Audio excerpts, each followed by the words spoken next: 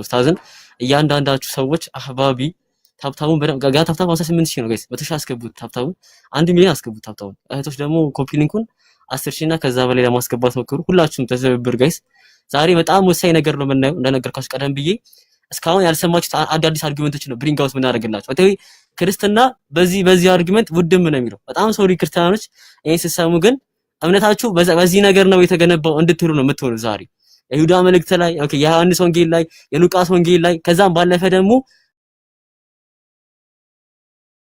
የሐዋርያት ሥራ ላይ ትንቢተ ኢዮኤል ላይ የማቴዎስ ወንጌል ላይ እነዚህ ጠቅላላ ላይ የተደረጉ ሐሰተኛ ትንቢቶችን እያንዳንዷን ነው የምናወራት በጣም ወሳኙ ደግሞ ዮሐንስ ራእይ ላይ መሰረት እንጥላለን ለእያንዳንዱ አርጊውመንታችን ደግሞ ዮሐንስ ራእይ ላይ አንድ መሰረት እንጥላለን ያ መሰረት ምንድነው መግቢያ ታዩታላችሁ ፕሮግራሙ ላይ ለዛ ደግሞ ክርስቲያኖች በጣም ስለሚያስፈልጉ ጋይስ ሙስሊሞችም ክርስቲያኖችም ይሄን ቪዲዮ ላይቭን በደንብ ታብታብ አድርጉ ታብታቡ ተሻስገቡት አላህ ካለ 3 ሰዓት ሲል እንጀምራለን ፕላስ 500 ሰው ፌር አይደለም ጋይስ በደንብ ሼር አድርጉ ሁሉንም ሰው እንዲመጡ አድርጓቸው እንደነገርኳችሁ በጣም አዳዲስ አርጊውመንቶችን ነው የምትማሩበት የምትቀስሙበት ከዚህ ላይቭ ላይ ማለት ነውና ክርስቲያኖችም ደግሞ ሰምታችሁ ማታውቁትን ነገር ነው የምትሰሙበት ከዚህ ላይቭ ላይ ምንድነው ፋሩቅ ይዛልን የመጣው ደግሞ የሚለው ፕላስ ደግሞ ጋይስ ምን መሰላችሁ ወሳኝነቱ ደግሞ እኛ ለምናነሳው ለእያንዳንዱ አርጊውመንት ደግሞ የሚነሳብን ካውንተር አርጊውመንት አለ ለምሳሌ አክላውን የሆነ አርጊውመንት ባነሳ አይ ፋሩቅ ተሳስተሃል እኮ ተብሎ ምላሽ የሚሰጥበት ነገር አለ ያን ምላሽንም ጭምር ነው የምንመልሰው ኦኬ የሚሰጠንን ምላሽ ጭምር ነው መልስ የምንሰጥበት ማለት ነው ስለዚህ ምንም መፈናፈኛ የላችሁ ማለት ነው ክርስቲያኖች ኦኬ ምንም መፈናፈኛ የላችሁ መልስ ብሎ የሚነሳው እንኳን መልስ ይሰጥበታል ስለዚህ በጣም ሰፊና አስፈላጊ ላይቭ ነው ሁላችሁም ሙስሊሞች ሀብታም ምናምን ነገር ዛህራ መወዳ ሳላህ ቀጥሉ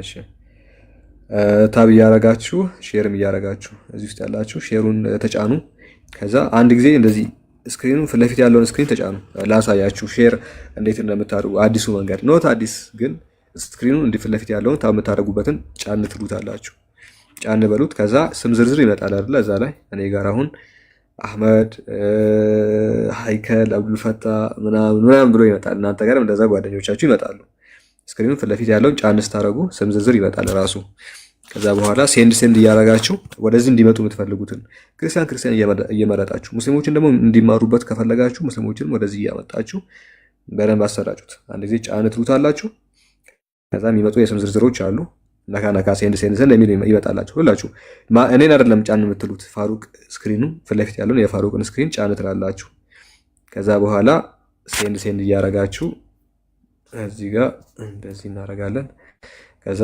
ሼር እያረጋችሁ ለሁሉም ታሰራጫላችሁ ባረከላሁ ፊኩም በደንብ እንትን አድርጉ አንድ 600 ሰው ከገባን እንጀምራለን 3 ሰዓትም ሆኗል እንደዛ አድርጉ ይሄው ሰው እየበዛ ነው የሚሄደው እንደዛ ስታደርጉ ሰው እየመጣ ነው ይሄኛው መንገድ ከተጠቀማችሁ ሁላችሁም ከተጠቀማችሁ በጣም አሪፍ ነው እንደዛ አድርጉ ከፍ አድርጉ ቁጥሩን ከዛ ፕሮግራሙ ይጀመራል ኢንሻአላህ ጫን ስታደርጉ ለሶስት ልኩ ነው ሰው እየጨመረ የሚመጣው ያ ስለሆነ ሁላችሁም በደንብ ሼር እያረጋችሁ አይታችኋል ሼር ስታደርጉ ሰው እየጨመረ ነው የሚመጣው ይሄን እያረጋችሁ ያለላችሁት ሁላችሁም ጫን በሉትና ለሚመጡላችሁ ሰዎች ከላይ እስከታች ያሉት ሁሉ ሼር አድርጉላቸው እና እንደዛ ነው እሺ ከዛ ነው እኔ እወጣለሁ እነሱ ይቀጥላሉ ኢንሻአላህ ትልቁ ላይ ምናምን ተወሩና ትቀጥላላችሁ ፋሩቅ አይሽ መወዳ ሐሳብ ካለሽ ማለት ቀጥይ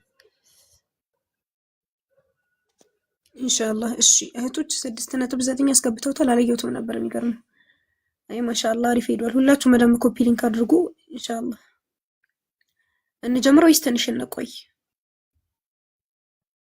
ምን ትላላችሁ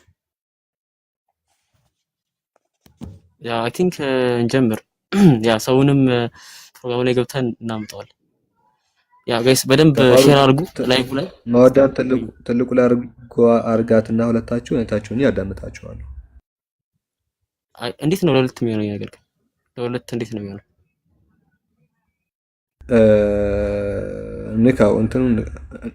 ንካውና ከዛ በኋላ show available ምናምን የሚለውን እሱን ታጠፋዋለህ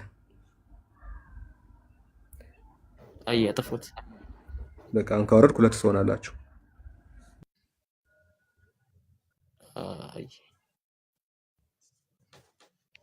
ኦኬ ኤክስፓንድ ገስትና ራስን ካረክ አይንም እያለኝ ነው። ኦብቪስሊ እሺ ራስን ላጥበብ። ኦኬ ጋይስ በደንብ ሼር ምናምን ነገር አድርጉ። ዛሬ በጣም ወሳኝ ፕሮግራም ነው ያለን። አየ ዛሬ በጣም ወሳኝ አስፈላጊና በጣም ወሳኝ ፕሮግራም ያለን። ፕሮግራማችን ርዕሱን ቀደም ብዬ ፖስት ላይ እንደፖስተትኩትም ፕላስ ደግሞ ቴሌግራም ቻናላችን ላይ እንደፖስተት ነው ርዕሳችን ሂሳዊ ትንቢት የሚል ነው ወይም ደግሞ ሐሰተኛ ትንቢት የሚል ነው። መናችን የፕሮግራሙ ዋና መነሻ ርዕሳችን ሐሰተኛ ትንቢት በሚለው ውስጥ በጣም ብዙ ነገሮችን እናካታለን። ለምሳሌ አንደኛው የኢየሱስ ክርስቶስ ሐሰተኛ ትንቢት አለ፣ ከዛ የጳውሎስ አለ፣ ከዛ የጴጥሮስ አለ፣ ከዛ ደግሞ የሐዋርያት በሙሉ የእነርሱን የእያንዳንዱን ሐሰተኛ ትንቢት እናወራለን። ከዛም ባለፈ ግን እንደ መነሻ ነገር ደግሞ እህታችን መወዳ ሐሰተኛ ትንቢት ምንድነው? ኦኬ ሐሰተኛ ትንቢት ምን አይነት ነገር ያስከትላል የሚለውን ትነግረንና በሱ መነሻ አርግተን የመጽሐፍ ቅዱስን አምላክ የመጽሐፍ ቅዱስን ነቢያት የመጽሐፍ ቅዱስን ደግሞ ያ አምላክ ለሚለው አካል ሐዋርያቱ በዚህ ሙሳን መዘናቸውና ጀጅ እናደርጋለን። ምንድነው የምናደርገው? መወዳ ስለ ሐሰተኛ ትንቢት ምን እንደሆነና ምን እንደሚያስከትል ነግራን ቀጥታ ወደ ቀጥታኛው ሀሳብ እንገባለን ማለት ነው። ወደ ካልሽ ቀጥ እሺ ኢንሻአላህ። ሰላም አለይኩም ወራህመቱላሂ ወበረካቱ ብያለሁ ሁላችሁንም። ረቢ ሽራህ ሊ ሰድሪ ወይሰር ሊ አምሪ። ኢንሻአላህ ዛሬ የምናወራው ስለምንድን ነው ካላችሁ ስለ ሂሳዊ ትንቢት ነው የምናወራው። እስኪ አንድ ጊዜ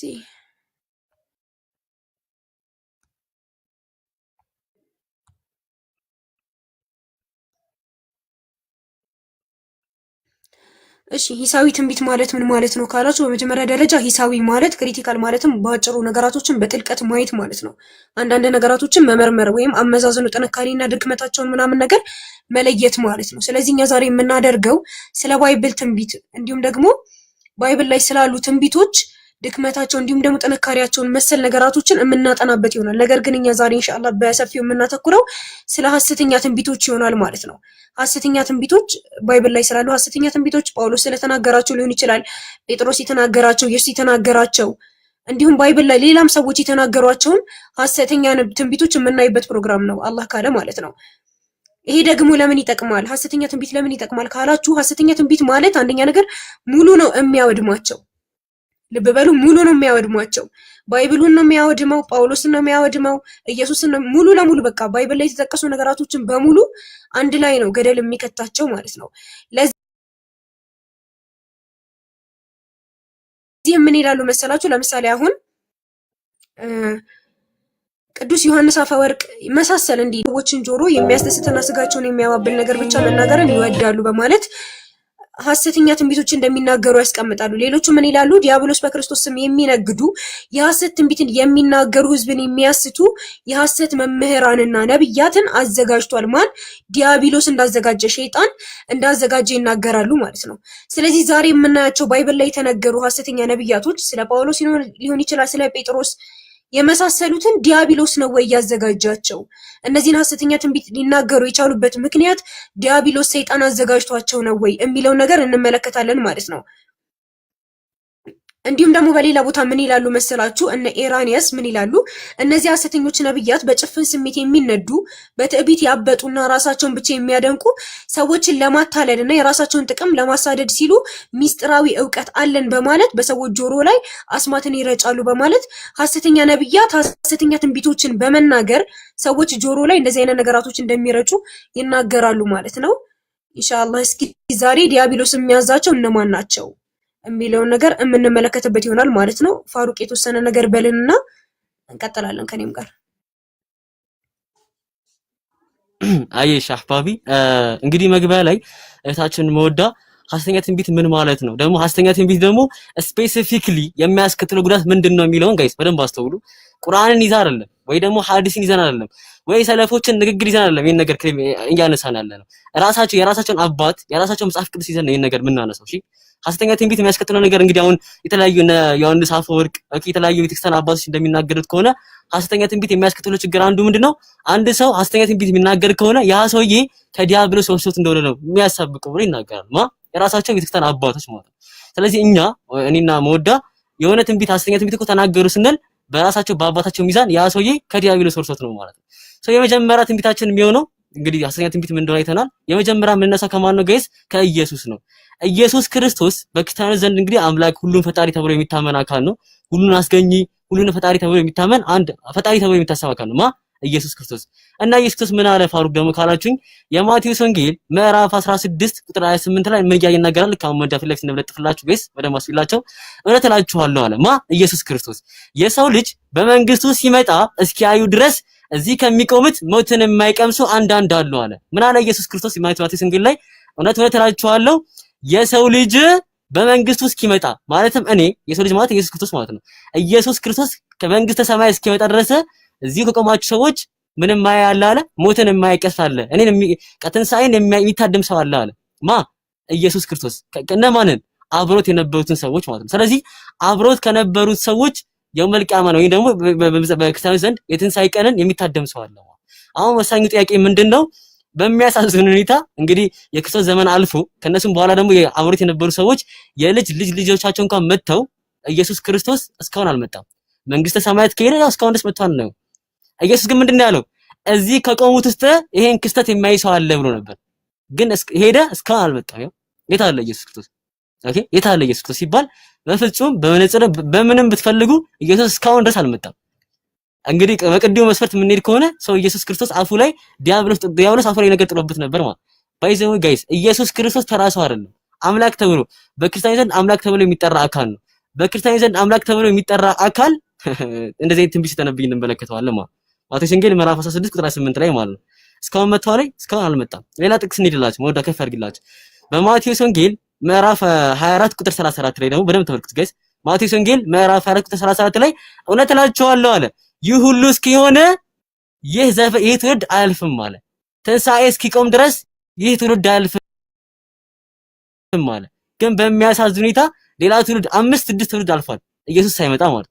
ኢየሱስ ክርስቶስ ከመንግስተ ሰማያት ሳይመጣ 5 ትውልዶች አልፈዋል። እስካሁን መጥቷል? አልመጣም። አምላክ ተብሎ የሚታሰበው ቃል ሁሉን አዋቂ ተብሎ የሚታሰበው ቃል እንኳን እንደዚህ አይነት ፎርሽ የሆነ ፕሮፌሰር ሲያደርግ እንመለከተዋለን። አሁን ጋይስ በደንብ አስተውሉ። እስካሁን የነገርኳችሁ ትንቢት አለ አይደለ?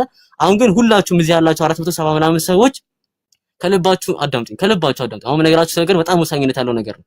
በዮሐንስ ራእይ ምዕራፍ 22 ቁጥር 18 ላይ አንድ ነገር እናነባለን። ዮሐንስ ራእይ ምዕራፍ 22 ቁጥር 18 ላይ ወዳ ዝቅ አድርግላችሁ። ዮሐንስ ራእይ ምዕራፍ 22 ቁጥር 18 ላይ ማለት እርሱ ምንድነው? በዚህ መጽሐፍ የተጻፈውን የትንቢት ቃል ለሚሰማ ሁሉ እኔ መሰክራለሁ አለ። ኦኬ ስለዚህ ማንም በዚህ ላይ አንዳችን ቢጨምር እግዚአብሔር በዚህ መጽሐፍ የተጻፉትን መቅሰፍቶች ይጨምርበታል አለ። በትንቢት ቃል ላይ አንድ ነገር እንኳን አንዳች ቃል እንኳን የሚጨምር ካለ እግዚአብሔር መቅሰፍቱ ይጨምርበታል አለ። ቁጥር 9 ላይ ምን አለ? ማንም በዚህ ትንቢት መጽሐፍ ላይ አንዳች ነገርን ቢያጎድል አለ፣ አንዳች ነገርን እንኳን ቢያጎድል በዚህ መጽሐፍ ከጻፉት ከሕይወት ዛፉና ከቅድስት ከተማይቱ እግዚአብሔር ያጎድለዋል እያለ ይናገራል። ከትንቢት ቃል ላይ አንድ ነገር የሚጨምር ካለ ወይም ደግሞ በተቃራኒው አንዳችን ነገር የሚቀንስ ካለ አለ ኦኬ አይ ቲንክ ኔትወርክ ዛት ነው። ኤኒዌይስ አንዳች ነገር የሚጨምር ወይ የሚቀንስ ካለ እግዚአብሔር መቅሰፍቱን ያወርድበታል አለ። ምን አለ? እግዚአብሔር መቅሰፍቱን ያወርድበታል ያለ ሲናገር እንሰማዋለን። እና ምንድነው ፋሩቅ ፖይንት እዚህ ላይ ደግሞ ካላችሁ ኦኬ መወዳ ካለሽ ገስተላክልኝ ቤት ላልከት ኦኬ።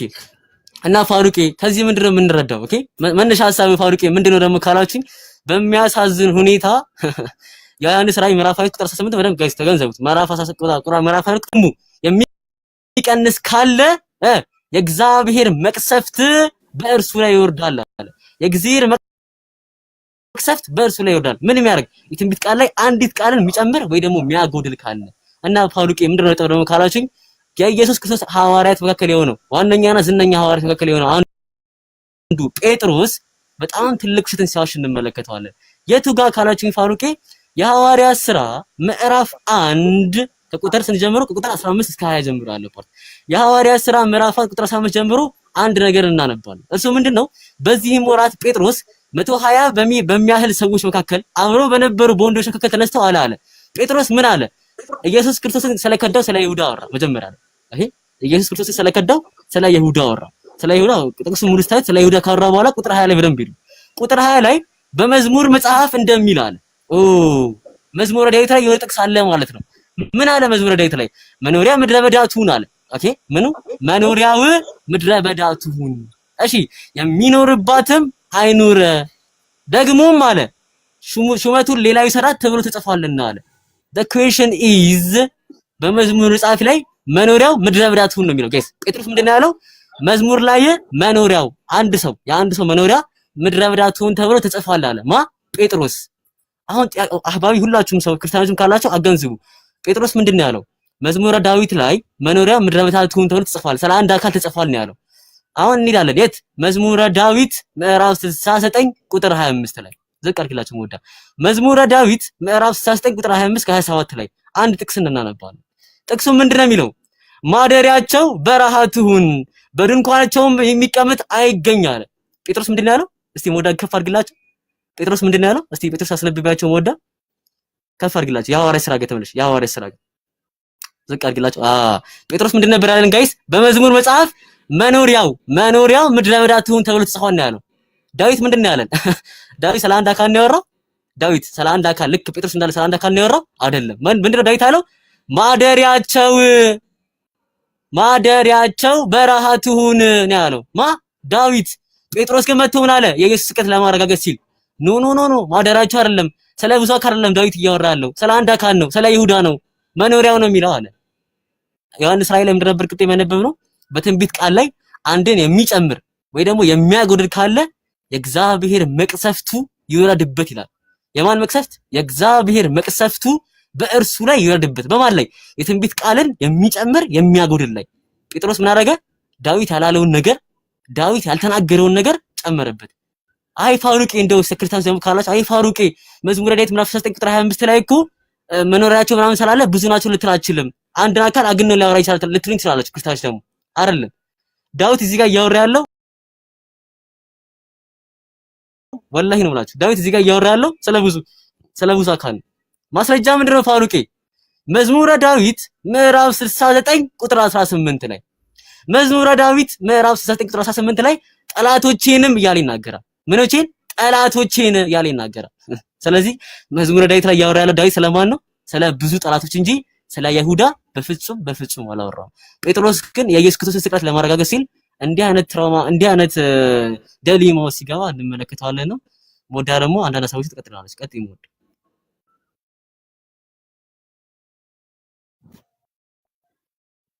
ጀዛከላ ኸይር ፋሩቅ። በነገራችን ላይ እዚች ጋር ልብ የምትሉት ነገር ቅድም እንደነገርኳችሁ ሐሰተኛ ትንቢት ማለት ቀልድ ማለት አይደለም። ገባችሁ አይደለ? የነብያትን ትንቢት መቀየር ወይም ደግሞ ሐሰተኛ ትንቢትን መናገር ማለት እንደ ቀልድ የሚወሰን ነገር አይደለም። ይሄንን ባይብልን ሙሉ ነው ኮንታ የሚያስገባው። ይሄንን የሐዋርያት ሥራን ሙሉ ኮንታ ነው የሚያስገባው። የጴጥሮስን ንግግር ሙሉ ለሙሉ ጴጥሮስን ሙሉ ነው ተቀባይነቱን የሚያሳጣው ማለት ነው እንጂ እንደ ቀልድ የሚወሰድ ነገር አይደለም። በነገራችን ላይ ክርስቲያኖች ካላችሁ ታች አንዳንድ የማያቸው ክርስቲያኖች አሉ። መጨረሻ ላይ ገብታችሁ መሞገት ትችላላችሁ። ኢንሻአላህ እኔ ደግሞ እስኪ ከጳውሎስ ትንቢቶች ውስጥ ደግሞ አንድ ሁለት እናንሳና እንቀጥላለን። እሺ ጳውሎስ ደግሞ ቅድም ፋሩቅ አንድ ያላችሁ ነገር ነበረ። ከዛ ጋር በተያያዘ ጳውሎስም አንድ የተነበየው ነገር አለ። በጣም የሚያስቅ ነገር ማለት ነው። ከቻላችሁ እንደ ስክሪንሾት አድርጋችሁ ያዙት። እሺ በደንብ አድርጋችሁ ስለ ጳውሎስ ሲያወሩ ምን ያክል አጭበርባሪ ሰው እንደሆነ እናያለን። አንደኛ ተሰሎንቄ ሰዎች ምዕራፍ 4 ቁጥር 13 ላይ ምን ይላል መሰላችሁ? ወንድሞች ሆይ ይላል አንቀላፍተው ስላሉ ሰዎች ሳታውቁ እንድትቀሩ አንፈልግም፣ ደግሞም ተስፋ እንደሌላቸው እንደሌሎች ሰዎች እንድታዝኑ አንሻም ይላል። እና ኢየሱስ እንደሞተና እንደተነሳ ካመንን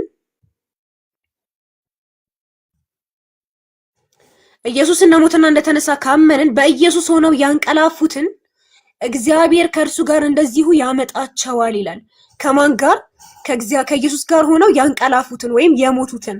በጌታ ቃል የምንላችሁ ይህንን ነው አለ። እኛ በህይወት ያለን ጌታ እስኪመጣ ድረስ የምንቀር ያንቀላፉትን አንቀድምም። ልብ በሉ። ምን እያለ ነው ጳውሎስ? እኛ በህይወት እያለን። እሱ የመሰለው ምን መሰላችሁ? ላብራራላችሁ። ጳውሎስ በህይወት እያለ ኢየሱስ የሚመጣ መስሎታል። ምን ያክል አጭበርባሪ እንደሆነ ልብ በሉ። ጳውሎስ በህይወት እያለ ኢየሱስ የሚመጣ ስለመሰለው ምን አለ? በህይወት ያለን ጌታ እስኪመጣ ድረስ የምንቀር ያንቀላፉትን አንቀድምም አለ። ጌታ ራሱ በታላቅ ትእዛዝ በመላእክት አለቃ ድምጽና በእግዚአብሔር የመለከት ድምጽ ከሰማይ ይወርዳልና በክርስቶስ የሞቱት አማኝ ሆነው የሞቱት አስቀድሞ ይነሳሉ። ከዚያ በኋላ እኛ የቀረነው በህይወት የምንኖረው ጌታን አየር ላይ ለመቀበል ከነርሱ ጋር በዳመና ሆነን እንነጠቃለን አለ ማለት ነው። ምን ስለመሰለው?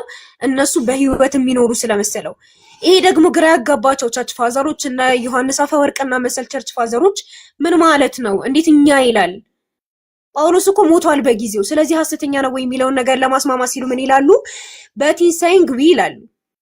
እኛ ሲል ይላል he does not speak of himself ስለራሱ እያወራ አይደለም። for he was not about remain on this account he has added until the resurrection ወይም ደግሞ እሱ እስከ ትንሣኤ ድረስ በህይወት የሚቆይ አልነበረምና ነገር ግን ምንድነው but he speaks of the faithful አለ።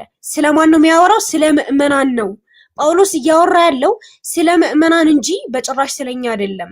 እኛ ሲል ራሱን ለመጥቀስ አይደለም አለ። ነገር ግን አያስኬድም። የዮሐንስ አፈወርቅ ሙግት የማያስኬድበት ምክንያት ምንድነው? ጳውሎስ ራሱ ምን ብሏል? በክርስቶስ የሞቱት ብሏል። ጳውሎስ በክርስቶስ ከሞቱት ውስጥ እንጂ በህይወት ከሚቆዩት ውስጥ ሊሆን አይችልም። ልባራችሁ አይደለ? አማኝ ስለሆነ ማለት ነው። አማኝ ቢሆን ራሱ በክርስቶስ ከሞቱት እንጂ በህይወት ከሚኖሩት ውስጥ አይደለም የሚመደበው ማለት ነው። ስለዚህ የዮሐንስ አፈወርቅም ትርጉም በጭራሽ አያስኬድም ማለት ነው። እሺ ቤዳ የሚባለው ደግሞ ቸርች ፋዘር ምን አለ? የሱ ደግሞ ይባስ ነው። ሌላ ነገር ላይ ነው ለማስማማት ሄደው by Moses and Elijah at the transfiguration አለ። እዚች ጋር የምንወስደው እሱ ደግሞ ምን አለ? በኢላይጃ እና በሞሴስ ነው የምንወስደው። በሙሴ እና በኤልያስ ነው የምንወስደው። ለምን ካላችሁ ምን ይላል? we can rightly understand everyone who is going to reign with the Lord ይላል።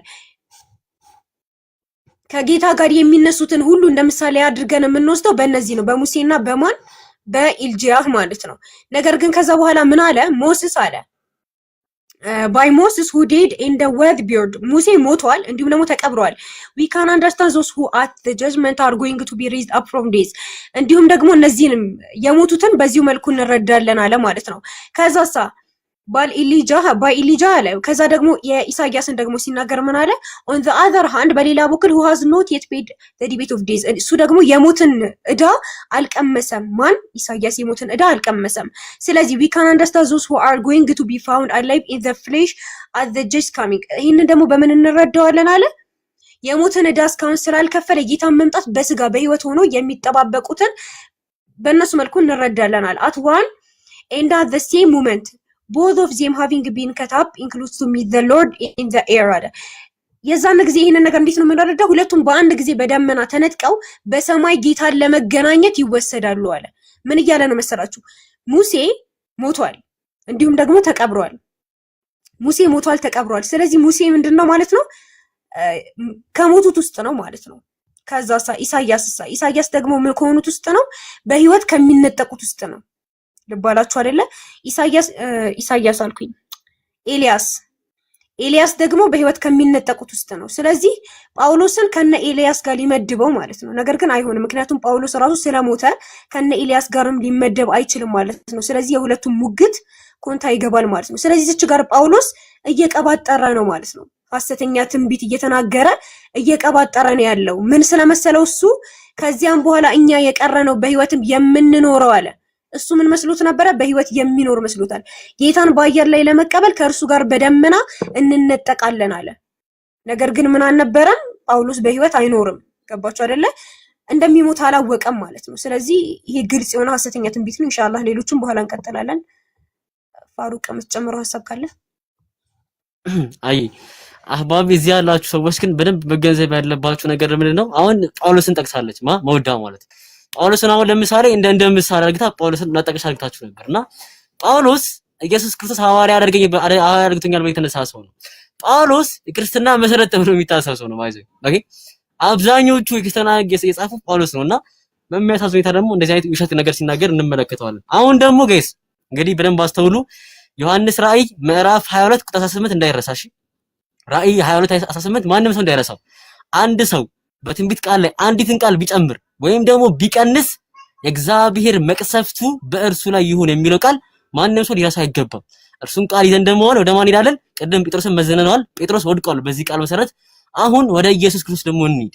የሉቃስ ወንጌል ምዕራፍ 18 ቁጥር 31 ላይ የሉቃስ ወንጌል ምዕራፍ 18 ቁጥር 31 ጀምሮ አንድ ጥቅስ አለ። 12ቱንም ወደ እርሱ አቅርቦ እንዲህ አላቸው አለ። ኢየሱስ ለነማ ለ12ቱ ሐዋርያት ምን አላቸው? እነሆ ወደ ኢየሩሳሌም እንወጣለን ለሰው ልጅም በነቢያት የተጻፈ ሁሉ ይፈጸማል አለ። ኦኬ ስለ ኢየሱስ ክርስቶስ በነቢያት ተጽፏል ማለት ነው። ምን ተጻፈ ብለን ደግሞ ስጠይቅ ራሱ ወረድ ብሎ ተናገረ። ኢየሱስ ክርስቶስ ምን ተጽፏል? ለአሕዛብ አሳልፈው ይሰጡታል። ከዛ በኋላ ይዘብቱበታል። ከዛስ ያንገራቱታል፣ ይሰድቡታል። ከዛ በኋላስ ይገርፉታል። ከገረፉት በኋላስ ይገድሉታል አለ። ከዛ በኋላ አንድ አስገራሚ ንግግር ተናገረ። ኢየሱስ በሶስተኛው ቀንም ይነሳል አለ። ቆይ አንዴ ኢየሱስ ክርስቶስ በሉቃስ ወንጌል ምዕራፍ 18 ቁጥር 33 ላይ አንድ ነገር ተናገረ።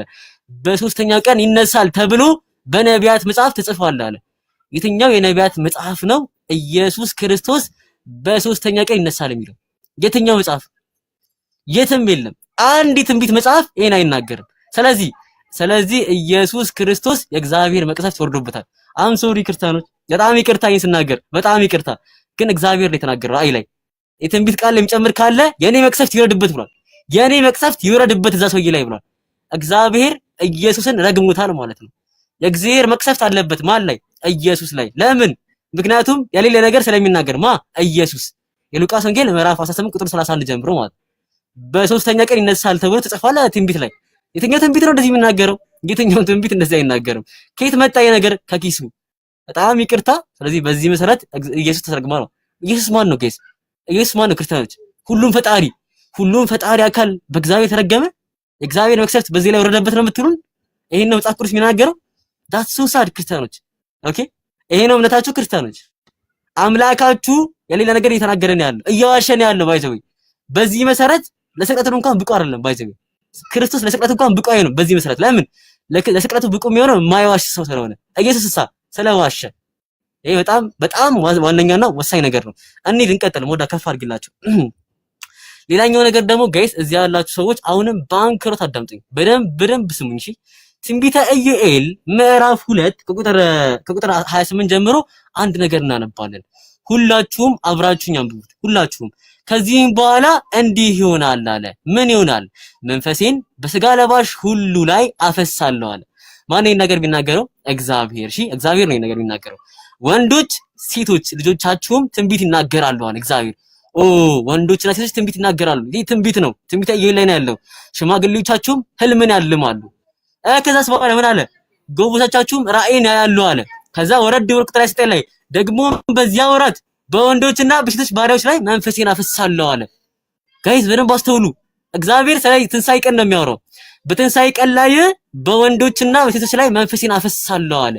ስለዚህ መንፈሴን ያፈሳል እግዚአብሔር አይደለ? በትንሳኤ ቀን ላይ እንቀጥላ ቁጥር 31 ላይ በቁጥር 30 ላይ ማለት ነው።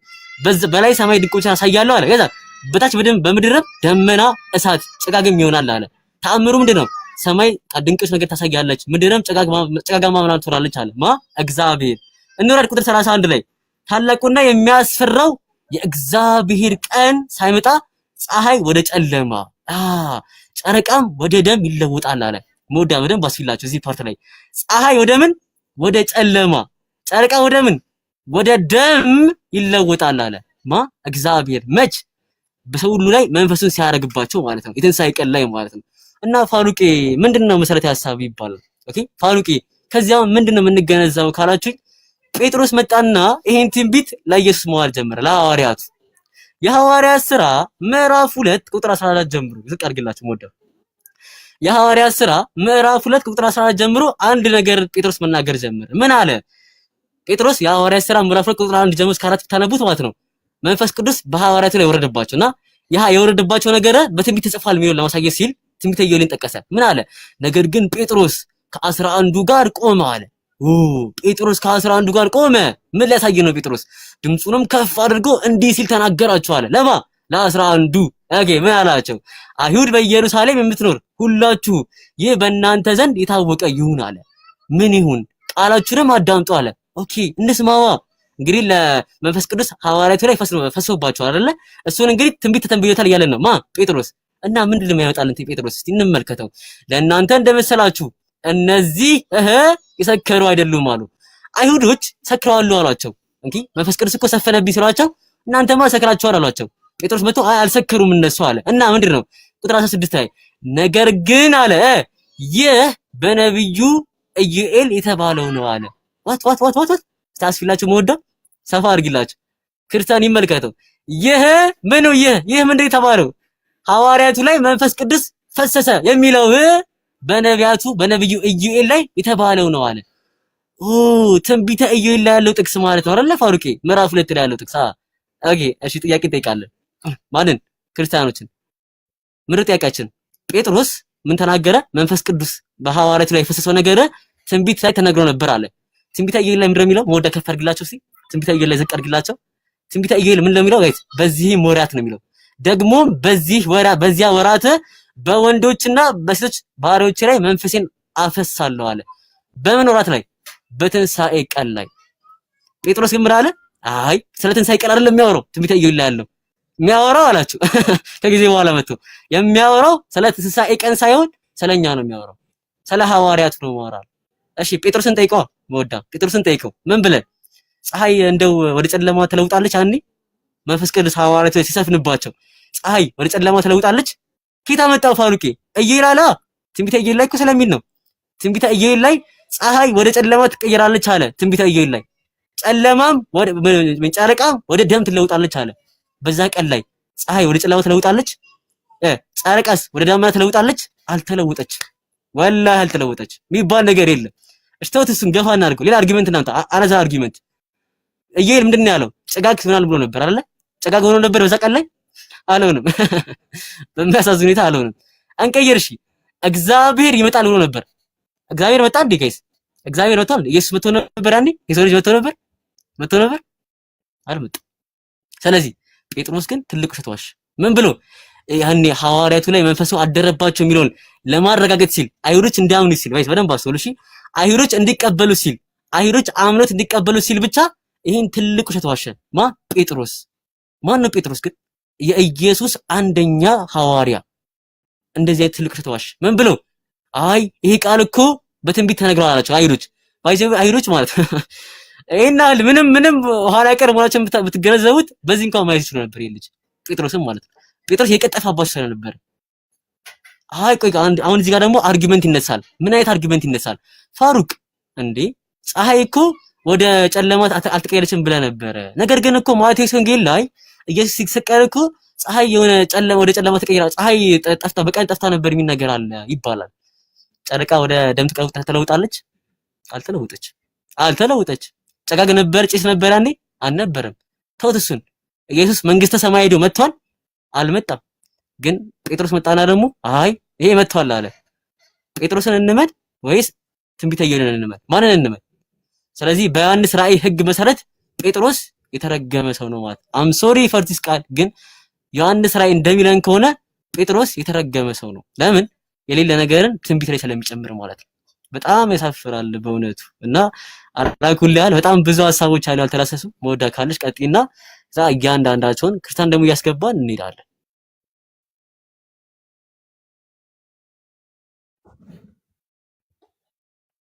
ኢንሻአላህ። እሺ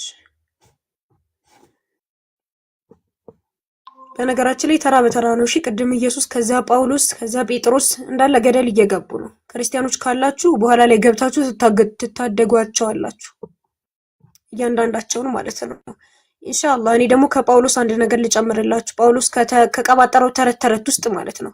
በነገራችን ላይ አሁን ያሉ ፓስተሮች ታውቃላችሁ እንዴት አድርጎ ሰዎቹ ላይ እንደሚጫወቱባቸው። እንደዚህ ነገር ይከሰታል፣ እንደዚህ ይሆንልካል፣ በዚህ ይገባል፣ በዚህ ይወጣል፣ እንዳገኙ ነው በቃ የሚያወሩት የሚያምናቸው ሰው ስላለ ማለት ነው። በተመሳሳይ መልኩ ነው በቃ ጳውሎስም ይሰራላቸው። ቅድም እንደነገርኳችሁ ቅድም ምን ብሏቸው ነበረ? እኛ በህይወት እያለነ ኢየሱስ ይመጣል። ገባችሁ አይደለ? ኢየሱስ ከሰማይ ይወርዳል እኛ ሳንሞት፣ እኛ በህይወት ያለነው እንቀበለዋለን ብሎ ጉድ ሲሰራቸው ነበረ።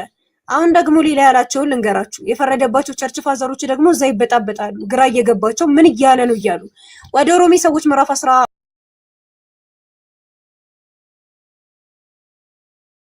ላይ ምን ይላል? ቁጥር 25 ላይ ወንድሞች ሆይ ልባሞች የሆናችሁ እንዳይመስላችሁ ይላል። ይህንን ሚስጥር ሳታውቁ እንድትቀሩ አልፈልግም፣ የአሕዛብ ሙላት እስኪጠባ ድረስ። ስለዚህ እስራኤል ሁሉ ይድናሉ። እንዲህ ተብሎ እንደተጻፈ አዳኝ ከጽዮን ይወጣል፣ ከያዕቆብም ክፋትን ያስወግዳል፣ ኃጢአታቸውንም ሳስወግድ ከእነርሱ ጋር የምገባው ኪዳኔ ይህ ነው አለ። ምን እያለ ነው? ልብ በሉ። የእስራኤል ህዝብ በሙሉ የሚድን ነው፣ በቃ ይድናል እያለ ነው። ይሄ አንደኛ ነገር ነፃ ምርጫ የሚባለውን ነገር ነፃ ፍቃድ የሚባለውን ነገር የሚጣረስ ሐሳብ ነው። በጭራሽ የማይሆን ነው። ሁሉም ይድናሉ እንዴት ይባላል? ሲቀጥል ደግሞ ለምንድን ነው እስራኤል ብቻ ተመርጠው የሚድኑት? አምላክ ኢየሱስን ለዓለም ኮን የላከው እስራኤል ሁሉ ይድናሉ ለምን ይባላል? እነሱም ብቻ ፈጣሪ መርጦ ለምንድን ነው የሚያድናቸው? ይሄ ሁኔታ ግራ ላይ የገባቸው እነ ሲሪል ኦፍ አሌክሳንድሪያ እና መሰል አባቶች ምን ብለዋል? although it was rejected አሉ። አሁን እስራኤል ባትቀበል እራሱ አለ እስራኤል will also be saved eventually አለ። በኋላ ላይ እስራኤል በቃ ትቀበላለች። I hope which Paul confirmed by cutting this text of scripture ይሄንን የስክሪፕቸር ቴክስት ጠቅሶ ኮት አድርጎ የተናገረው ነገር ይሳካል ይሆናል። for in Israel will be saved in its own time and will be called at the end after the calling of the Gentiles አለ። ምን አለ?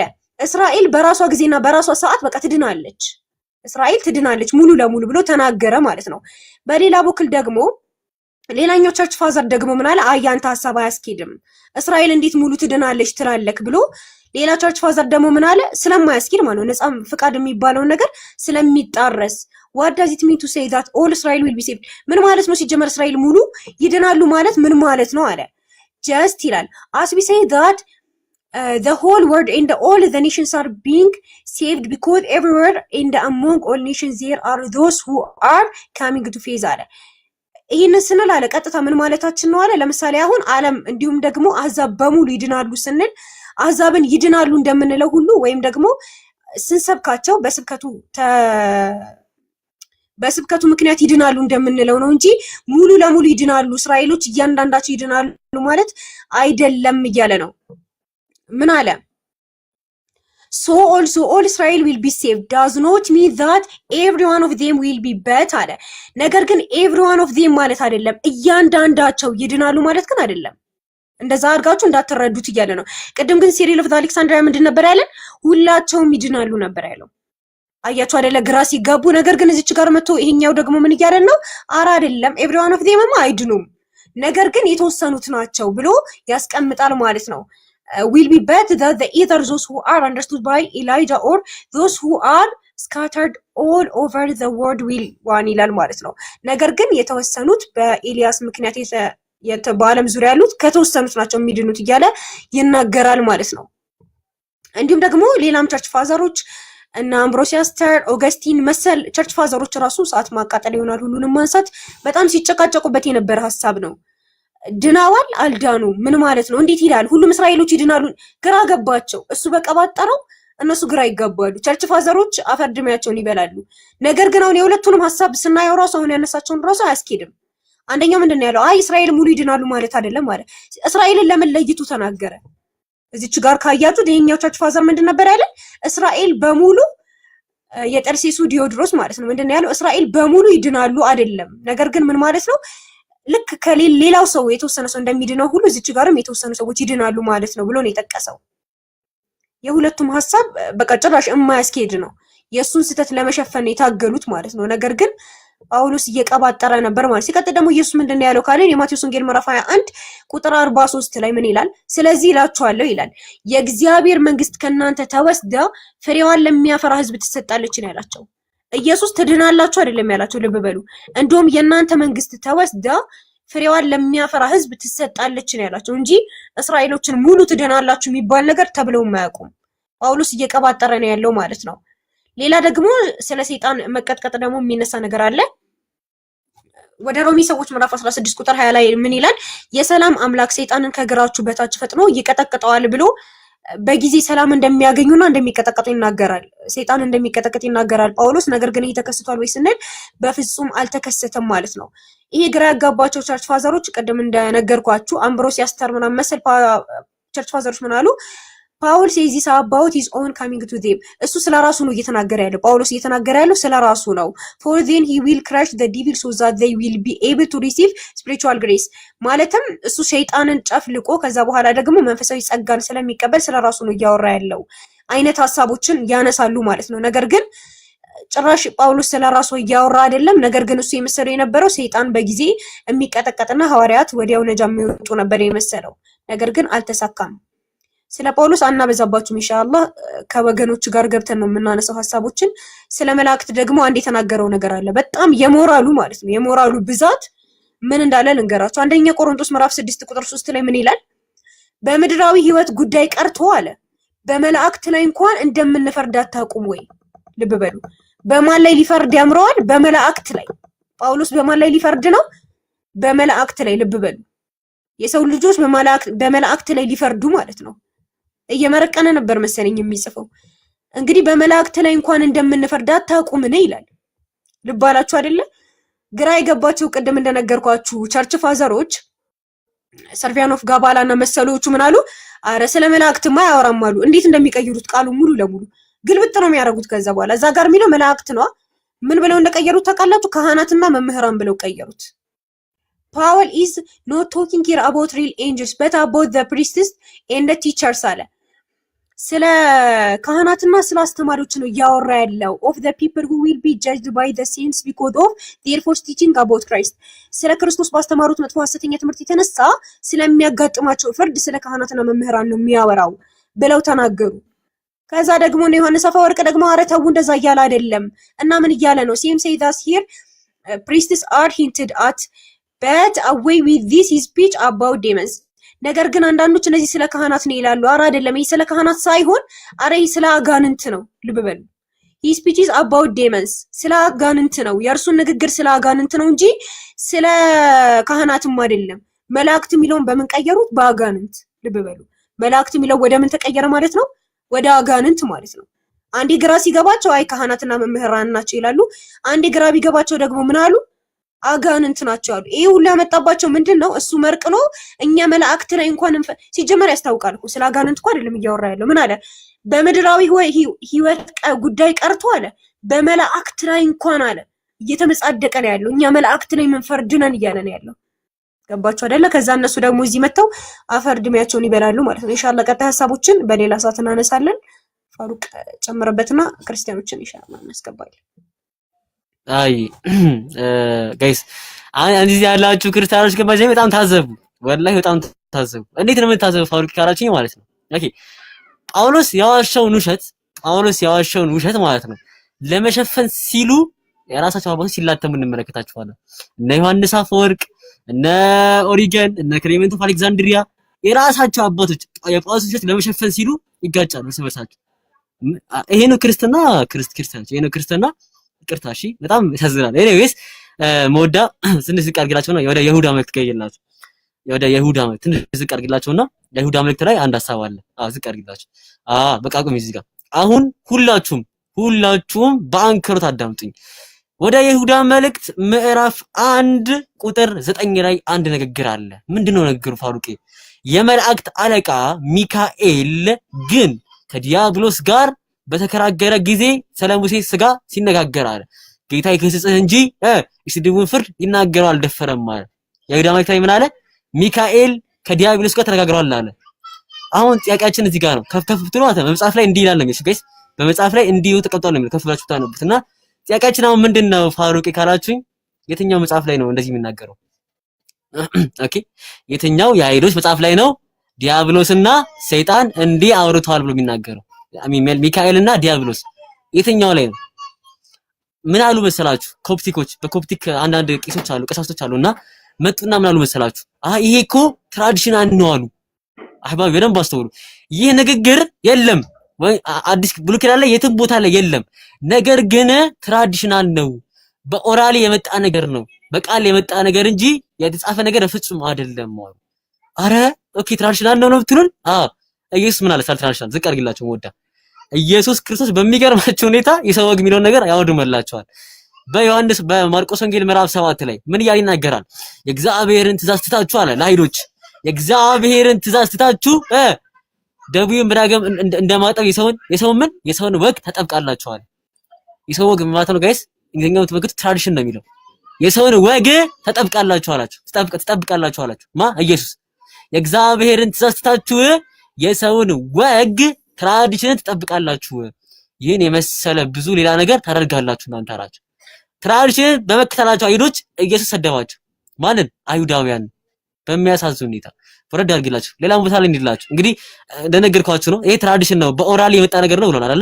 የተጻፈ ነገር የለም ግን በኦራሊ የመጣ ነገር ነው ብሎናል። ኢየሱስ ግን የሰደባቸው ነው አይሁዶች። ለዚህ ትክክታቸው ማለት እንሂድባቸው። የማቴዎስ ወንጌል ምዕራፍ 15 ላይ አባትን ወይም እናቱን አያከብርም ትላላችኋል፣ ስለ ወጋችሁ የእግዚአብሔርን ቃል ሻራችሁ አላችሁ። ለእናንተ ባህል ብላችሁ የእግዚአብሔርን ቃል ሻራችሁ አላችሁ። ስለዚህ ኢየሱስ ትራዲሽን የሚባለው ነገር ዲና ያደርገዋል፣ ይክደዋል ማለት ነው። እነዚህ ደግሞ መጥተው ነው ክርስቲያኖች ሊቃውንቶች አይ ይሄ ንግግሩ አሚን የይሁዳ መልክ ላይ ካለው በአይሁድ ትራዲሽን ያለ ነው አሉ። ኢየሱስ ደግሞ ኖ ኖ ኖ የአይሁድ ትራዲሽን የሚባል ነገር የለም ይሄ ውድቅ ነው ያለ ሲያወድቅባቸው እንመለከታለን። አይ ፋሩቄ ይሄ ስለዛ ያለው ነው ካላችሁ ኦገስቲን የቤተክርስቲያን አባት የሆነው ኦገስቲን ምን እያለ ይናገራል? ይሄ ነገር የሚያወራው ስለ ትራዲሽን መሆኑ በግልጽ ያሰፍራል ማለት ነው። ስለዚህ አሁን እያንዳንዱን አርጊውመንታችንን ሪስፖንስ ያለው ክርስቲያን ካለ መጥቶ ሪስፖንስ መስጠት ይችላል። አክቹሊ እስካሁን ያወራነው በቂ ነው። ወዳ ክርስቲያኖች ካላችሁ ግቡና መልስ ያለው ክርስቲያን ስፔሲፊካሊ መልስ ያለው ክርስቲያን ካለ ገብቶ ዲፌንድ ያደርጋለሁ የሚል ኦኬ። ይሄ ሐሳብ ሙሉ ውሸት ነው አንዳችሁም አንድ ቁም ነገር አነሳችሁ የሚል ክርስቲያን ካለ ገብቶ ዲፌንድ ማድረግ ይችላል። ያው ፍሪ ኦፕን ዲስከሽን እንስጣችሁ አይደለም ወደ አዎ እንግዲህ ይሄንን እያየ መግባት የሚችል ክርስቲያን ካለ ደስ ይለናል። ይሄንን እያየ ገብቶ መሞገት የሚችል ካለ ክርስትናን ማትረፍ ማለት ነው። በነገራችን ላይ ቅድም እንደነገርኳችሁ ክርስትና ነው እየሞተ ያለው ችግር ማለት ነው። ዳሩ የለች መሰለኝ ሚቱ አርጓት ያለች አይመስለኝም። እና ቅድም እንደነገርኳችሁ ክርስትናን የሚያወድም ነገር ነው። ምክንያቱም ጳውሎስ ሐሰተኛ ትንቢት ተናገረ ማለት ጴጥሮስ ሐሰተኛ ነገር ቀባጠረ ማለት ከዛ በኋላ ክርስቲያኖች ምን ብላችሁ ነው ጳውሎስ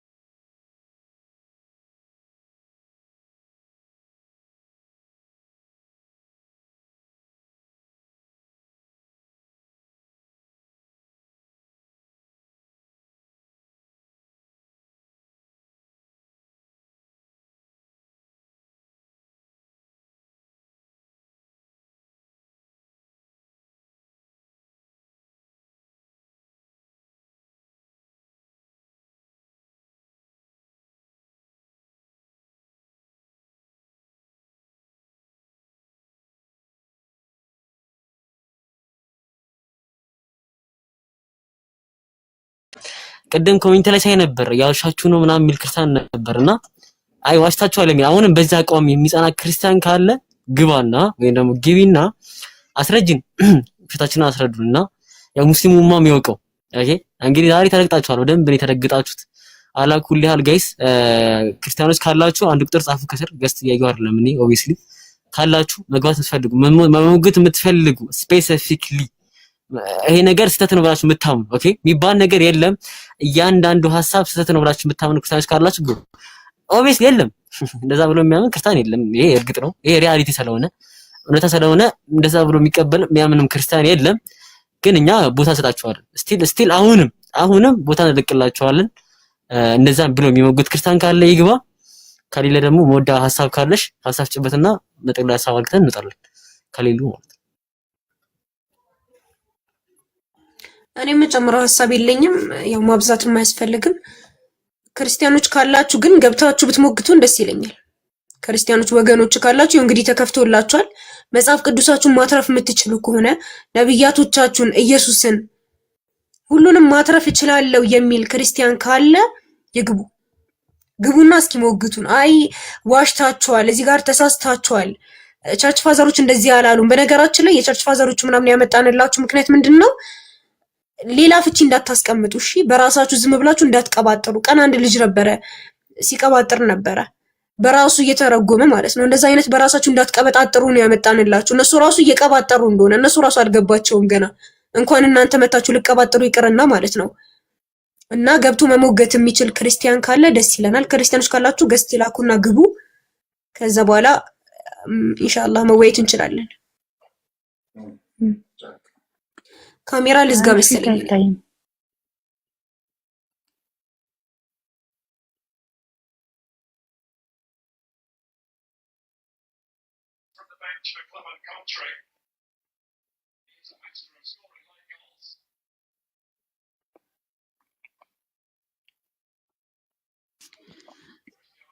ይሰማል ወይስ ተቋርጣችሁ ነው ፋሩቅ?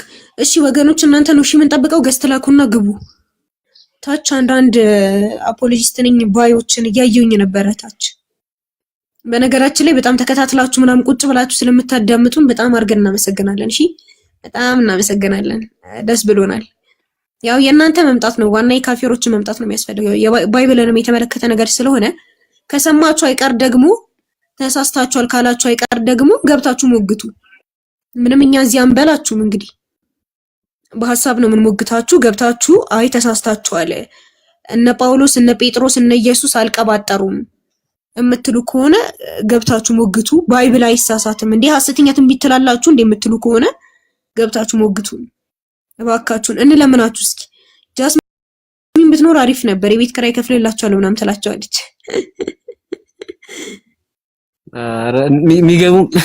ሚገቡም አይደለም።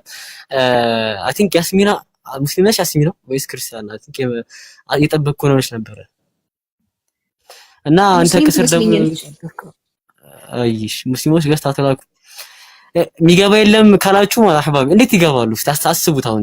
አሁን የሁሉ ጉር ተነስተው እንዴት ደፍረው ይገባሉ ነው ጥያቄያችን። እኔ እንደውም ባለመግባታቸው ነው ማደንቃቸው። ባይዘው ለዚህ አፖሎጂስቶቹም ሆኑ እነዚህ እኔ ቢገቡ ማለት ነው ኦብቪስሊ በጣም ነበር የሚደንቁኝ። ወላሂ ነው የምላችሁ ወረበል በጣም አጫጭ ብላቸው ነበር ቢገቡ፣ ግን አይገቡማ። ለምን ይገባሉ? they will be damage እኮ ሪያሊቲው ሊክዱ ነው የሚገቡት፣ ያለውን እውነታ ሊክዱ ነው የሚገቡት። ቆይ ቢገቡ ሞዳ የሉም አላውቅም ግን ይማሩ ከሰር ወይ ሞዳ አለማወቅን ማወቅ ራሱ እኮ አንድ እውቀት ነው ተቃለካ። ስለዚህ ልካቸውን አውቀውን ከተቀመጡ ደስ ይለናል። አለማወቃችሁን ማወቃችሁ በጣም ትልቅ ነገር ነው። ድድብና አለማወቅንም አለማወቅ ነውና በጣም ደስ ብሎናል። በዚህም ደረጃ ከሆናችሁ ማለት ነው ልካችሁን ካወቃችሁ። አይ መሞገት እችላለሁ እገባለሁ የሚል ካለ ደግሞ ክፍት ነው። የለም ሙስሊሞች አቋቸው ራሱ የለም ወላሂ ማለት ጀመሩ። ያ ኤኒዌይስ አራት ሳደቡ ክርስቲያን ግብያ እንዳነሳደብ እኮ መግባት ነው። ማንም ደግሞ አልተሳደበም። አይ ቲንክ ሙስሊሞች ናቸው። ኤኒዌይስ ማንም አልተሳደበም። እኛ ሪያሊቲውን ነው ያወራነው ወዳጆቼ፣ እውነታውን ነው ያወራነው። አሁን እንግዲህ አስቡት ስለ ጳውሎስ ተነስቶ ተውት፣ ጳውሎስን ምናምን ተውት እስቲ ባላ። አሁን እነዛ ሁሉ አባቶች ተነስተው ደፍረው ይገባሉ። ምን ያደርጋሉ መሰላችሁ? ኮንሲኩዌንስ ልንገራችሁ። ሪከርድ ያደርጉና የሆነ ገብቶ ተረብቀው ያወራሉ፣ ይወያዩበታል። ያው ልንገራችሁ ሪያሊቲው ማለት አሁን አፖሎጂስቶች ይገባሉ አይደለ? ከዛ ሪከርድ ያደርጋሉ። ሪከርድ ካረጉ በኋላ ማለት ነው ይገቡና ያጠኑታል። አሁን እኔ ጥቅስ ጠቅሻለሁ፣ ሞዳ ጥቅስ ጠቅሳለች አይደለ? ሞዳና ፋሩቅ እኮ ጥቅስ ጠቅሰዋሉ። ዛሬ ኩክድ መሆናችን ነው እናጠናበት ይላሉ። ይሄ ነው እና አጥኑበት። ላግዛችሁ እዚህ ያለው የኔን ምጉት መልስ ልንገራችሁ። ከፈለጋላችሁ ክርስቲያኖች የምጉትን መልስ ያው እንዳትለፉ ብዬ ነው። ገና ገብታችሁ ከምትለፉ እዚሁ መልስ ልንገራችሁ። ለምሳሌ አክላውን ቀደም የጠቀስኩላችሁ አላ ኢየሱስ ክርስቶስ እንደውም ፀሐይና ጨረቃን ትንቢተ ይላ ያለው ስለ ኢክሊፕስ አውሩ። እሺ ስለ ሉናር ኢክሊፕስ ስለ ፀሐይ ግርዶሽ አውሩ። እሱ መልስ ነው። እሺ ያነገርኳችሁ እርሱ መልሱ ነው። ምን የፀሐይ ግርዶሽ መልስ ነው። ግቡና መልሱልና የፀሐይ ግርዶሽ መልስ ነው። ለምኑ ቀደም ኢየሱስ ክርስቶስ ይሄ ነው ትንቢተ ይላ ያለው ጴጥሮስ የተናገረው ነገር የፀሐይ ግርዶሽ መልስ ነው። በቃ ያው ነገርኳችሁ። አታጥኑበት ወዳጆቼ።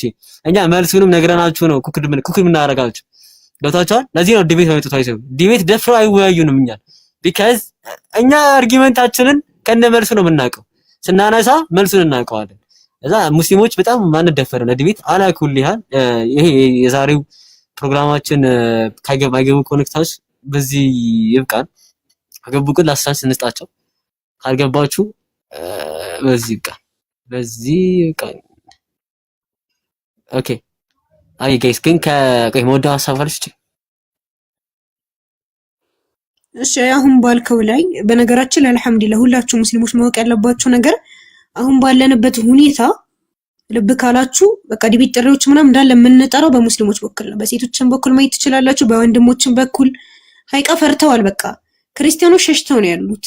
የሆነ ጦር ሜዳ ገጥማችሁ እነሱ ሸሽተው ወደ ሀገራቸው ሲመለሱ ታውቃላችሁ፣ ወደ ኋላ ሲያፈገፍጉ ማለት ነው። በቃ አሁን ያሉበት ሁኔታ ያ ነው። አፈግፍገዋል፣ በቃ ወደ ኋላ ሄደዋል። እንግዲህ እኛ በቃ ደጋግመን ሙስሊሞች ከላይ እስከታች የዲቤት ጥሪ ሲያቀርቡላቸው ነው ያሉት። ከነሱ አልፈው ቄሶቻቸው ጋር ተደርሷል። ያልተደረሰበት ቦታ የለም። ጥሪ እያቀረብን ያለ ነው፣ በሁሉም በኩል ብታዩ ማለት ነው። በፈለጋችሁት ርዕስ አረ ኑ እያለን ያለ ነው። እነሱ በቃ ሸሽተዋል፣ ተደብቀው ነው ያሉት። ልብ በሉ። እኛ ጋር እየመጡ የምናቀርበውን ፕሮግራሞች እያዩ ሰሞኑ እነ ኡስታዝን ባቀረቡት እና አነስ ምናምን ባቀረቡት ፕሮግራም ሄደው ቤት ከፍተው ምናምን አውርተውበታል። ገባችሁ አይደለ? በቃ ስራቸው ምን ሆኗል? የእኛን ሙግት ከኋላ ኋላ እየተከታተሉ ሪከርድ እያረጉ ቤት ከፍተው ቁጭ ብለው አውሩ። እዚህ መጥተው አይሞግቱማ። መጀመሪያ ፋሩቅ እንዳለው ያጠኑታል ምናምን ነገር ይኸው መልሱንም ነግሯቸዋል። እና እንደዛ ነው በቃ የሚያደርጉት። ሪከርድ ያደርጋሉ፣ ያጠኑታል ሙግቱን። ከዛ ቤት ከፍተው ደግሞ ብቻቸውን ይንጫጫሉ። ለምን የሚላቸው ሰው የለም የሚመልስባቸው ይላል። አይ እንደዚህ እኮ አይሆንም፣ ምክንያቱም ይሄ ነው የሚላቸው ሰው ስለሌለ ቤት ገብተው ቁጭ ብለው ከፍተው እንደዚህ ምስኪን ማህበረሰብ ምንም እንደበግ ይነዳላቸዋል። በቃ ይሄንን ነው እያደረጉ ያሉት እነሱ። በሙስሊሞች በኩል ግን አልሐምዱሊላህ እስኪ በቃ ኑ እንጋፈጣችሁ እያልን ያለ ነው። በዲቤት ጥሪ በሴቶችም በወንዶችም በኩል በቃ አንገታቸውን አስደፍተን ያለ ነው አልሐምዱሊላህ። እና በጣም ደስ የሚል ሁኔታ ላይ ነን ለማለት ነው። ካፊሮች ደግሞ መልካም የለቅሶ ዘመን ይሆንላችሁ። ከዘንድሮ አልተሳካላችሁም፣ አልሆነላችሁም። እና ኢንሻአላህ ፋሩቅ በቃ ምን ጨምሮ ሐሳብ ከሌለ መዝጋት እንችላለን። አይ እና ጋይስ ግን ከመለያየታችን በፊት እዚህ ያላችሁ ሰዎች ቴሌግራም ቻናላችንን ጆይን በሉ። ሻህባቢ አሁን ቅድም ሩፈድ ያስለቀው ነበረ። ፕላስ ደግሞ እዚህ ባዮ ስራስ ፋሩቅ ከሚለው ስር ሊንክ አለ፣ የሆነ ሊንክ አለ እዚህ አካውንት ሲነኩት ማለትና እዛ ላይ መግባታችሁ መቀላቀል ትችላላችሁ። ግን ከዛ በፊት የሆነ ኦርቶዶክስ አይ ቲንክ ገዝት ላከ ደፈሩ ማይደፈሩን ደፈሩ ትላል። ማይገባውን ገቡ ነው ይባላል። ማይገባውን ገቡ። እንዲህ ነው። እኛ ይሄን ነው የምንፈልገው ወዳጆች። ሰላም ዳኒ፣ እንዴት ነህ ዳኒ?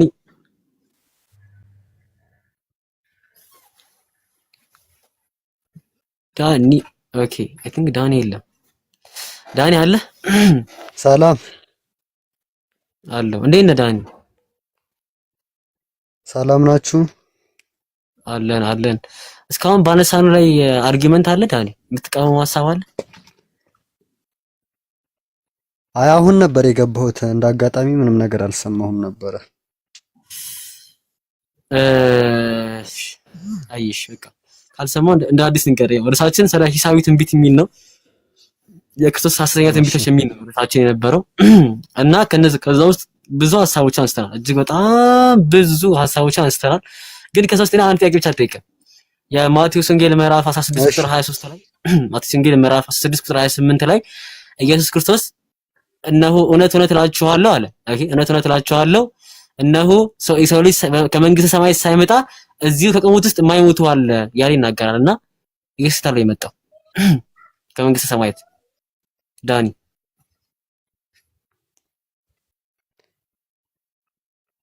ይሰማል? ያ አቤት ይሰማል? አዎ ይሰማል። ኢየሱስ ከየት ነው የመጣው ነው የምትለኝ? እሱ እንደዚህ ከተናገረ እሱ ከየት ነው የመጣው ነው የምትለኝ? ከየት አይደለም። ቆይ መወዳ ክፈችለት ጥቅሱን ክፈችለት መወዳ ጥቅሱን ልክፈትልህና ከዛ እንደዛ ሲሆን አይ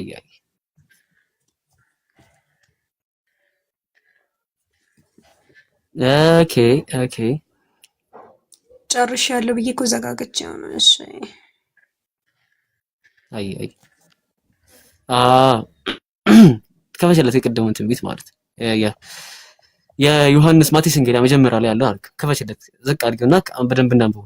እውነት እላችኋለሁ አለ ወርታ ዝቅ አድርገው እውነት እላችኋለሁ የሰው ልጅ በመንግስቱ ሲመጣ እስኪያዩ ድረስ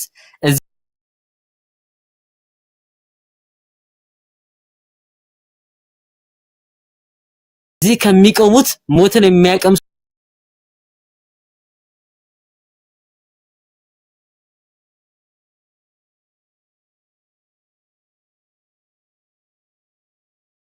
የማይቀምሱ አንዳንድ አሉ አለ። የሰው ልጅ ማን ነው እዚህ ጋር የተባለው? ዳኒ የሰው ልጅ የተባለው እዚህ ጋር ማን ነው? ኢየሱስ እያወራ ያለው መንግስተ ሰማያት ነው አይደል የሚወክለው የሚለው ቃል ምንን በመንግስቱ ሲመጣ ማለት መንግስተ ሰማያት አይደል? ያ እሱ ነው የሚወክለው በመንግስት ማለት አሁን ኤግዛክትሊ። ከዛ እስኪያዩ ድረስ አለ እዚህ ከሚቆሙት ሞትን የማይቀምሱ አንዳንድ አለው አለ። ኢየሱስ ክርስቶስ ከመንግስተ ሰማያት መጥቷል እንዴ? ዳኒ ከሞተ በኋላ ተመልሶ መጥቷል? ኢየሱስ ተመልሶ መጥቷል ከሞተ በኋላ? ዳኒ እሱ እንደሚሞት በሶስተኛው ቀን እንደሚነሳና ለነሱም ደግሞ መንፈስ ቅዱስን ሰጥቷቸው እንደሚያደርግ ነግሯቸዋል። ፍጹም አምላክ ፍጹም ሰው መሆኑን ታውቃላችሁ አይደለ? ይሄን ቆይ ከሞተ በኋላ መንግስተ ሰማያት ከሄደ በኋላ ተመልሶ መጥቶ ከመንግስተ ሰማያት ላይ ድጋሚ መጥቷል ኢየሱስ? አዎ መጥቷል። አዎ። የቱ ጋር ነው የመጣው? ማስረጃ ክፈት ጎበዝ። ዋው ኢየሱስ መጥቷል። ሳንሰማ ሳናይ ነው የመጣው። ኦኬ ክፈት ማስረጃውን ዳኒ። የቱ ጋር ነው የመጣው? ኦኬ መጥቷል አይደልሽ? ሳናይ ነው የመጣው። ሳንሰማ መጣ ኢየሱስ። ዳኒ መክፈት ካልቻልክ እኔ ከፍትልሃለሁ። ጥቅሱን ንገረኝ፣ ችግር የለውም። አይ ቲንክ ፎሎወርህ ያስከፍታል። ሲል ፎሎወርህ ያስከፍታል። በቂ ፎሎወር አለ ለመክፈት ላይ እንትን ካሜራ። የት ነበርን እኛ ኢየሱስ ሲመጣ ትላለህ? ኤኒዌይስ ከመጣ ወይ ምናልባት ፊልም የሚሰራውን ሰው ያይቶ ይሆናል። ወደ አፍሪካ መጣል እየተባለ ስለነበር ቴንክ ዩ እሱና ኤኒዌይስ አራ ሞዳ ለምን አስፈታንም? ሞዳ ችግር ፈጠረው እኮ ሲጀምር ልጁ ሰላማዊ ሰው ነበር። አሁን አባረረችው እንጂ እኔ ምንም አላልኩም ወዳጆች፣ እኔ ምንም አላልኩም። ሞዳ ነች ችግር ፈጣሪው ሞዳ ነች። እኔ ምንም አላልኩም። መጥቷል አለ። ከየት ነው የመጣው ኢየሱስ? ኤኒዌይስ እስቲ ማን ነው የሚመልሰው አሁን ድጋሚ? እስቲ we will give a chance ይመልሳል ይሄን አርጊውመንት አቋም ያለው ሰው አለ? እሺ አይ ቲንክ የሉም ክርስቲያኖች ሞዳ ካሳፍጭበትና እንዝጋው ይቻላል። በቃ ኢንሻአላህ። በነገራችን ላይ ይሄ ግልጽ ቅጥፈት ነው። እሺ ይወዳችሁ ልብ ብሎ የሰው ልጅ በመንግስቱ ሲመጣ እስኪያዩ ድረስ እዚህ ከቆሙት ሞትን የማይቀምሱ አንዳንድ አሉ ማለት እንግዲህ በቅርብ እንደሚመጣ ነው እየተናገሩ ያሉት። እዚህ ጋር ኢየሱስ እየተናገረ ያለው ማለት ነው። ሞትን የማይቀምሱ ማለት የማይሞቱ ልብ በሉ ተመልሶ የሚመጣው ማለት ነው። እዛ ጋር የማይሞቱ ሰዎች አሉ እያለ ነው። እንግዲህ ወገናችን መጥቷል ይላል ኢየሱስ። ጉድ እኮ ነው። መቼ ነው ካረገ በኋላ ወደ ምድር የተመለሰው?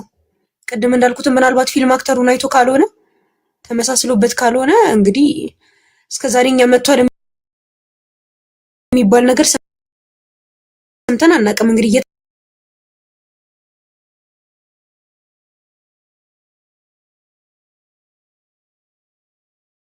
ጠበቁት ነው ክርስቲያኖች ይመጣል እያሉ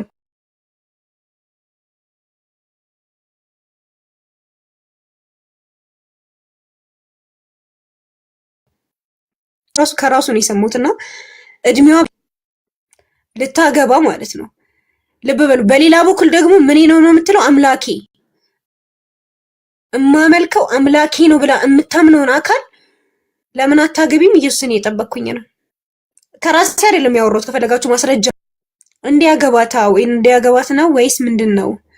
እና ሌላ ምን ሊያደርግ እየጠበቁት ነው ለማለት ነው። እሺ ወገናችን ክርስቲያኖች እየጠበቁት ነው ያሉት። ግማሾቹ ሊያገቡት ለብዙ ዓላማ የሚጠብቀው አለ። ኢየሱስን እየጠበቁት ነው እና አልመጣም። እሺ ፋሩቅ በቃ ኢንሻአላህ መዝጋት እንችላለን። አይ ሞዳ ዛሬ ዓላማው ሊገባኝ አልቻለም ትላለህ። ኤኒዌይስ ቀልድ ነው። ጭራሽ ትዳር የሚጠብቅ አለ። ኢየሱስን ሊያገባው የሚጠብቅም ሰው አለ። እንሰማዋለን፣ አንፈርድም። አላኩል ያህል ጋይስ የዛሬው ፕሮግራም ከሞላ ጎደል በጣም አሪፍ ነበረ። ታፕ ስታደርጉ የነበራችሁ፣ ኮፒ ሊንክ ስታደርጉ የነበራችሁ፣ ዳዋው እንዲሳለጥ ይሄ ዳዋው ተሰለጥነቱ እንዲሰፋ ይሄን ነገር ሁሉ ስታደርጉ የነበራችሁ ጠቅላላ ሁላችሁንም ጀዛኩሙላህ ኸይር። ኦኬ ሁላችሁ እያንዳንዳችሁ ሰዎች ጀዛኩሙላሁ ኸይር አላህ በአኺራ ላይ ምንዳሽን ሰፋ አድርጎ ይክፈላችሁ። ፕላስ ደግሞ ያልታደሙት ደግሞ ሊሆኑ ስለሚችሉ ሪካርድ ፖስት እሺ ሪካርድ አደረጋችሁ ሰዎች ያልታደሙ ሰዎች እንዲሰሙ ሲሉ ለክርስቲያኖች ደግሞ የሂዳያ ሰበብ እንዲሆን ሪካርዱን ፖስት አድርጉት። ከዛ ባለፈ ቴሌግራማችንን ጆይን በሉ ባዮ ስር ከሚገኘው ሊንክ ላይ አለ። ፕላስ ሮፌዳም የለጠፈችው ነው ሊንክ ብላ እሱን ኮፒ ፔስት አድርጋችሁ ሰርች ላይ ፈልጋችሁ ታጉት ቴሌግራማችን አለ።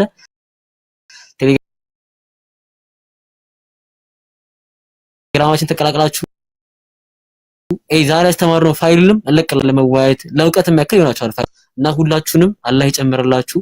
አላህ በሰማነው እኔም ባወራሁት እኛና መወዳም ባወራ ነው እናንተም ደግሞ በሰማችሁ ተጠቃሚዎች አድርገን ይሄ ነው የመጨረሻ ቃሌ። ዛህራ መወዳ ሐሳብ ካላችሁ ጨምሩና እንውጣ።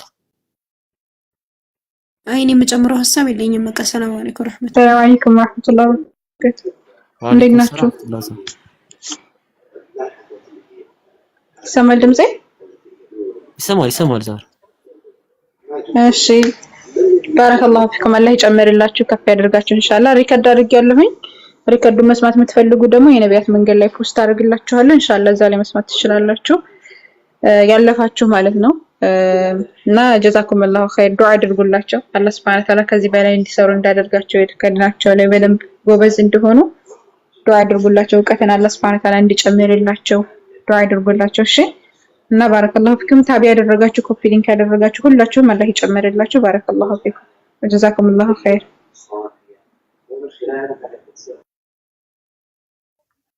አይ ጀዛኩሙላሁ ኸይራን ሁላችሁንም ደግሞ እናስመሰግናለን ነው የሚባለው።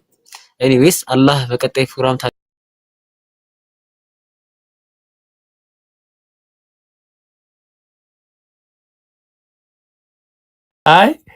አይ በዚህ ርዕስ አስጨነቋቸው አልኩኝ። እንትን አብርሃም፣ ይስሐቅ፣ ያዕቆብ እነዚህ ታላላቅ ነብያቶች ናቸው። እሺ ሲያበስረው ምሳሌ አብርሃም ለመላእክት ቢሰግድ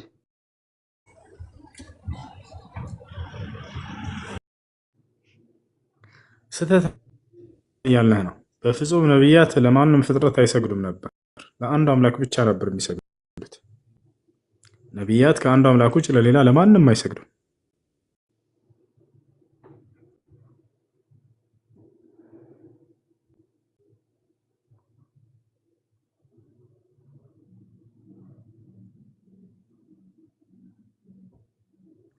እሺ ይሰማል?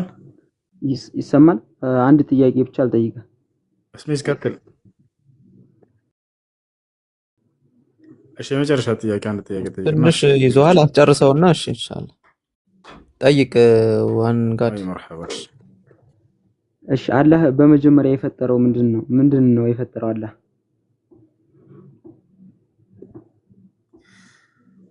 እሺ አላህ Subhanahu Wa Ta'ala መጀመሪያ ከሰማይና ከምድር በፊት የፈጠራቸው ፍጥሮች አሉ። ከነዚያ መካከል አርሽ፣ ዙፋን፣ ልክ እንዲሁ ደግሞ ውሃን ፈጥሯል። ልክ እንዲሁ ኩርሲ ይፈጥሯል፣ ቀለም ፈጥሯል፣ ወይንም ብዕር፣ ልክ እንዲሁ ደግሞ ለውህ ፈጥሯል። እነዚህ ነገራቶች ከሰማይና ከምድር በፊት የተፈጠሩ ናቸው። እሺ ይህን እንግዲህ እነዚህን መጽሐፍ ቅዱስ አይወሳቸውም መቼ እንደተፈጠሩ አይወሳቸውም። ሰማይና ምድር ፈጠረ እግዚአብሔር ብሎ ነው መጀመሪያ የሚጀምረው። ኦሪት ዘፍጥረት ምን አልከኝ? ዙፋን ፈጠረ ስትል ሰማሁ ልበል? አርሽ ተብሎ